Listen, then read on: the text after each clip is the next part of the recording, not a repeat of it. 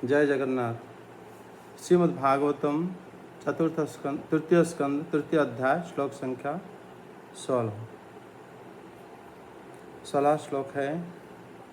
एवं संचित्य भगवान स्वराज्ये स्थाप्य धर्मजं नंदयामास सुहृदः साधूनां वर्तमान दर्शयन् उत्तरायं धृतः पुरोवंशः साध्वीमन्युना स वै द्रोण्यस्त्र संशिच्छन्न पुनर्भगवतः द्रुतः अयाजयद्धर्मस्तोतमश्वमेधैस्त्रिभिर्विभुः सोऽपीक्ष्मामनुजैः रक्षन् रेमे कृष्णमनुव्रतः भगवानपि विश्वात्मा लोको वेद पथानुगः कामन्विशेषे सेवे द्वर्वात्याम सक्तः सांख्यमास्थितः। अनुवाद। यों सोचकर भगवान ने युधिष्ठिर को अपनी पैतृक राजगद्दी पर बैठाया और अपने सभी सगे संबंधियों को सत्पुरुषों का मार्ग दिखाकर आनंदित किया। उत्तरा के उदर में जो अभिमन्यु ने पुरु वंश का बीज स्थापित किया था, वह भी अश्वत्थामा के ब्रह्मास्त्र से नष्ट सा हो चुका था, किंतु भगवान ने उसे बचा लिया। उन्होंने धर्मराज युधिष्ठिर से 3 अश्वमेध यज्ञ करवाए और वे भी श्री कृष्ण के अनुगामी होकर अपने छोटे भाइयों की सहायता से पृथ्वी की रक्षा करते हुए बड़े आनंद से रहने लगे। विश्वात्मा श्री भगवान ने भी द्वारकापुरी में रहकर लोक और वेद की मर्यादा का पालन करते हुए सब प्रकार के भोग भोगे, किंतु सांख्य योग की स्थापना करने के लिए उनमें कभी आसक्त नहीं हुए।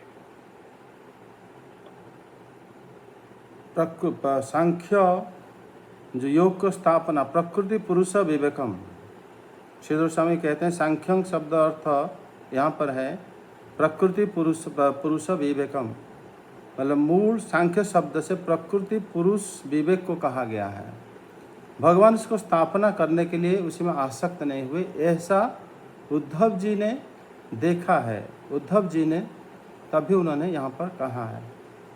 और इसमें जैसे एवं संचित्य भगवान धर्मराजम स्वराजे, इस प्रकार विचार करके, क्या विचार करे? वो विचार ऐसे करे कि यदुवंश कैसे अंतर्धान हो जाएंगे और मेरे संकल्प से और मैं भी अंतर्धान हो जाऊंगा, तो ये जगत में धर्म स्थापना करने के लिए उन्होंने ऐसे विचार करके युधिष्ठिर महाराज को धर्म को स्थापन कराने के लिए सिंहासन पर बिठाया, ताकि उनके पुत्र के द्वारा परंपरा चलता रहे।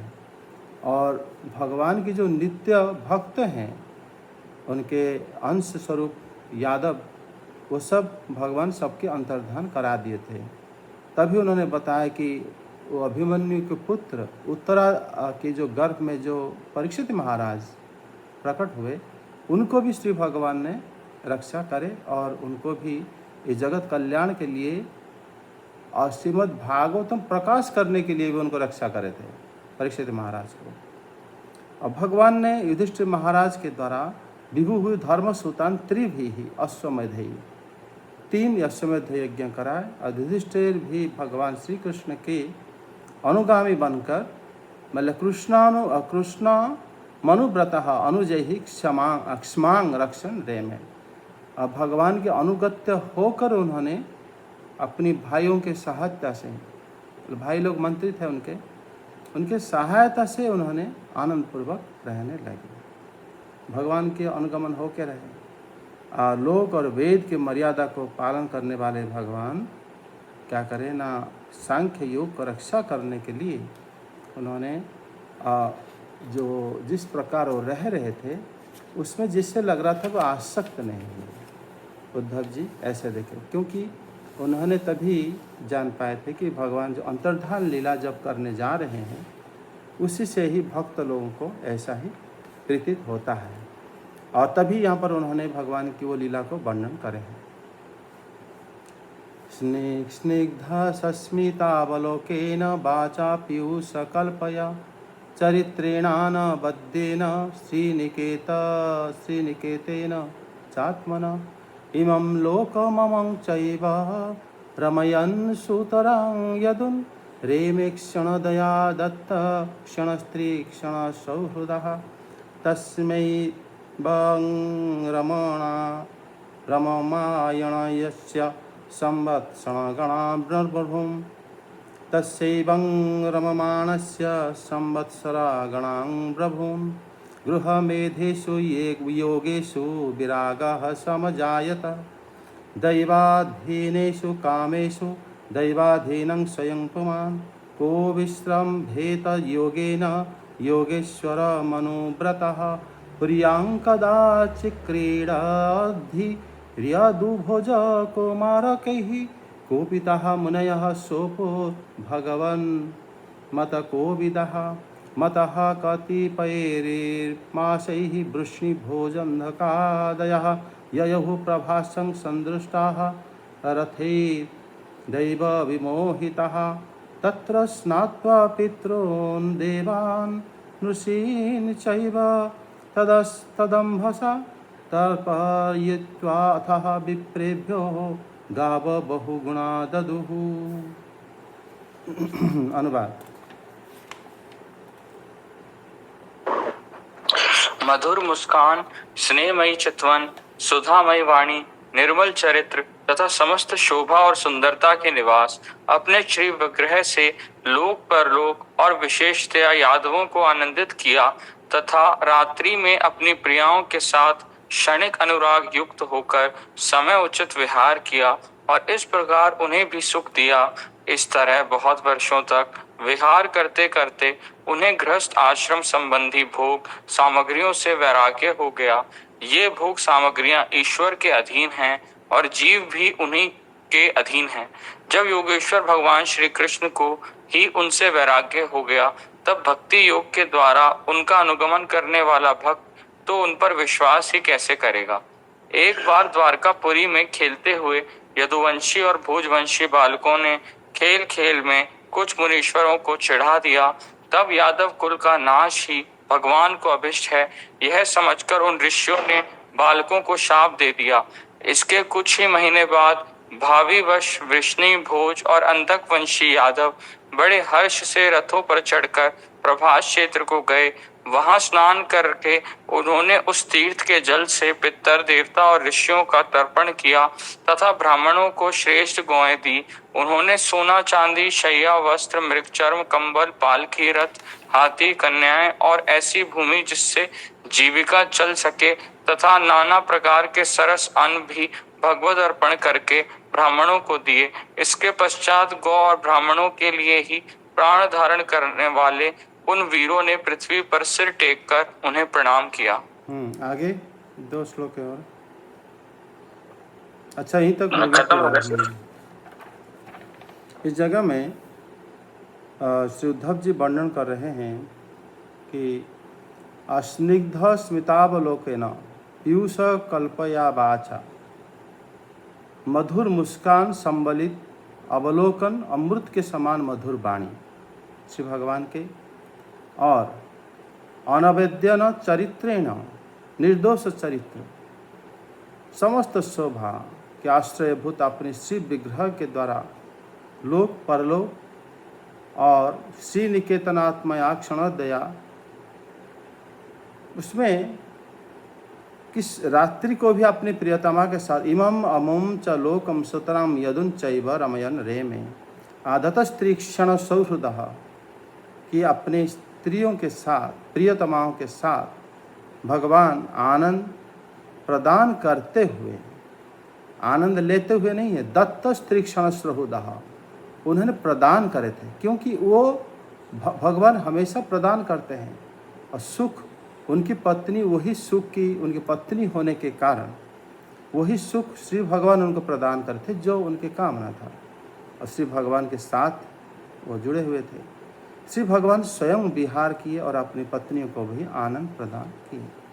भगवान कैसे विहार करते हैं ना, जैसे भक्त उनको ये यथा माम प्रपद्यन्ते तांग तथैव भजाम्यहम्, और भगवान उसी तरह ही रमन करते हैं। जो भक्तों का आनंद होता है तभी भगवान का आनंद आता है।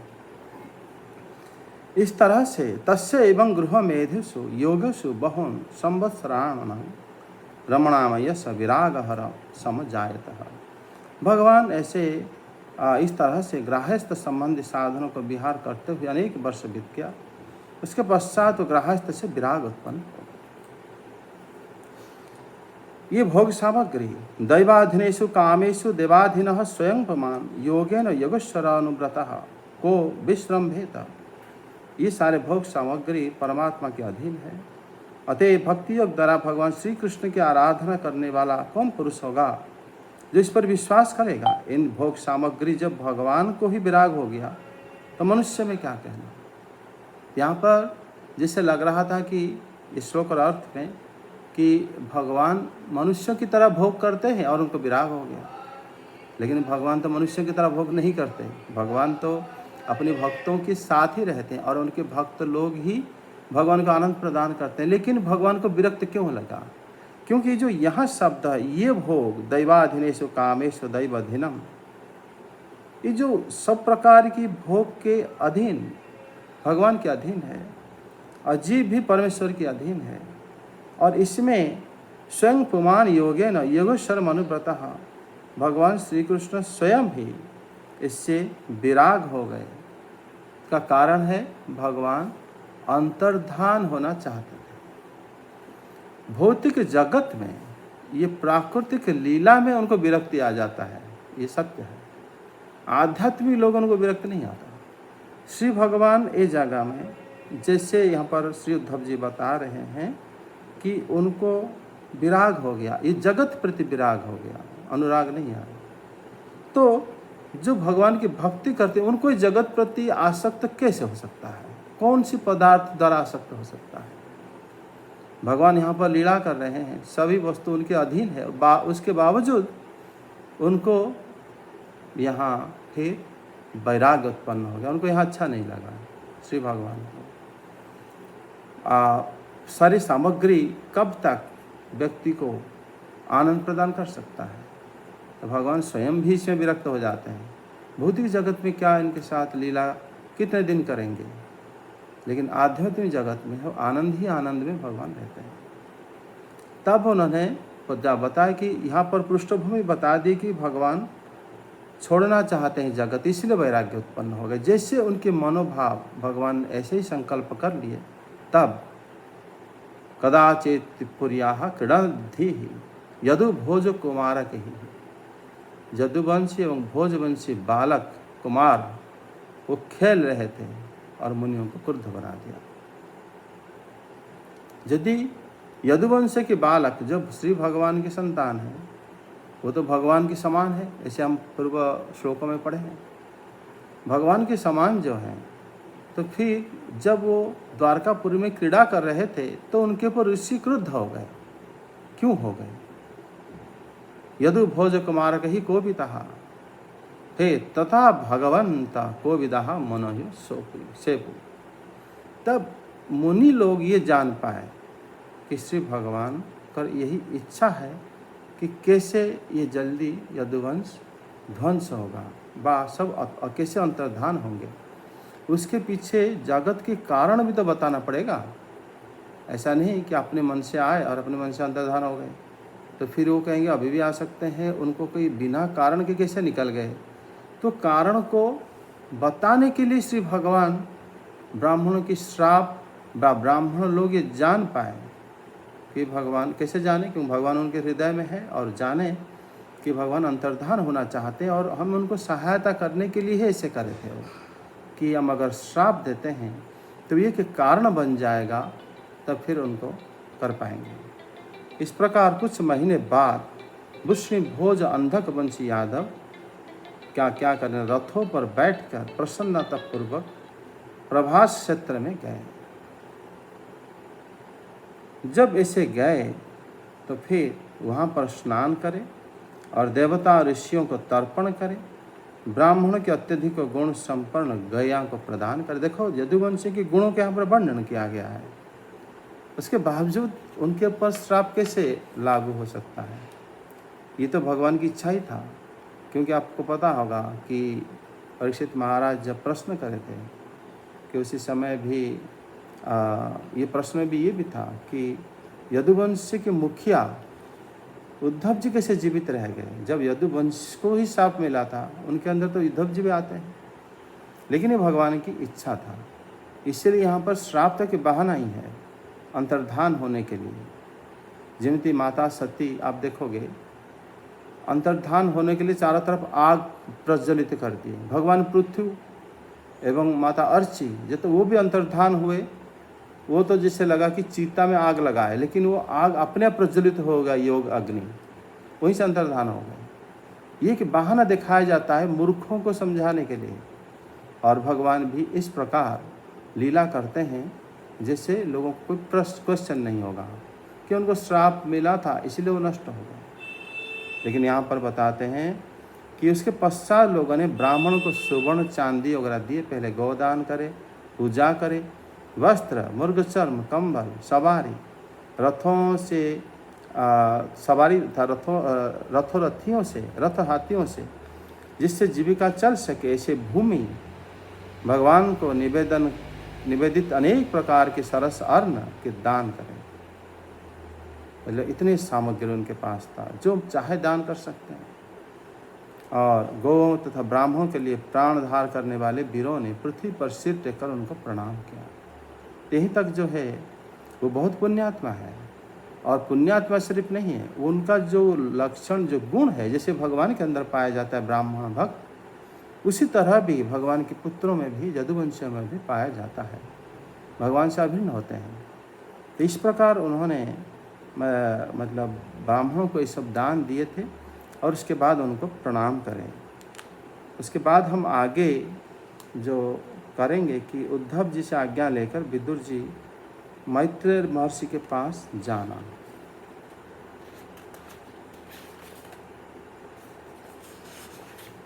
आज इतना रखते हैं। हरे कृष्णा, जय जगन्नाथ। हरे कृष्णा सर। हरे कृष्णा सर।